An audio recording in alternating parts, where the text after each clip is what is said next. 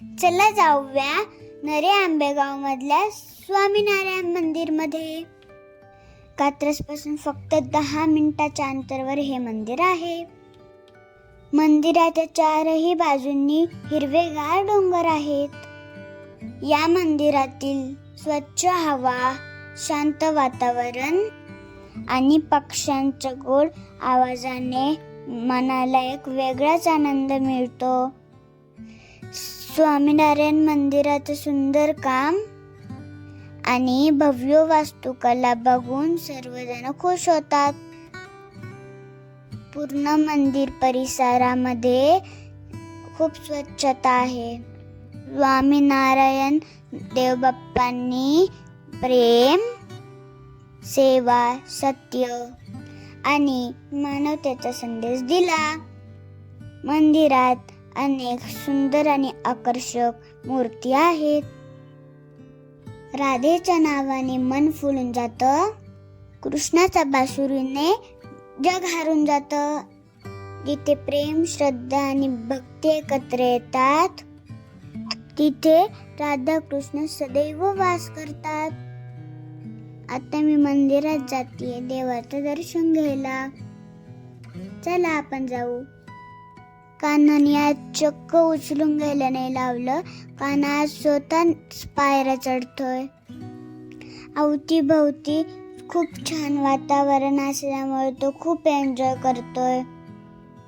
वरती गेल्यावर तुम्हीच बघा किती छान व्ह्यू दिसतोय. सगळीकडं हिरवेगार डोंगर, झाडं खूप मस्त वाटतंय. आम्ही गेलो होतो तेव्हा गर्दी खूप कमी होती म्हणून आमचं दर्शन खूप छान झालं. मेन मंदिरमध्ये फोटो आणि व्हिडिओ अलाउड नाहीयेत. मित्रांनो, या मंदिराचा परिसर पण खूप छान आहे. तुम्ही नक्कीच या मंदिराला भेट द्या. मंदिरामध्ये ज्ञानेश्वर महाराज, तुकाराम महाराज, एकनाथ महाराज आणि नामदेव महाराज यांचे खूप छान मूर्ती होते. शिव पार्वती आणि विठ्ठल रुक्माईची पण खूप छान मूर्ती आहेत. विठ्ठला विठ्ठला विठ्ठला, हरी ओम विठ्ठला. दर्शन घेतल्यानंतर मंदिराच्या परिसरात आम्ही फिरतोय.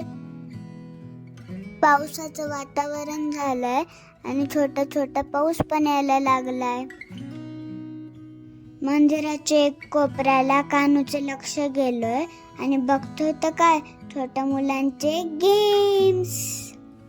कान्हाला छोट्या गाडीमध्ये बसवलं तर कान्हा बघ कसं रडतोय.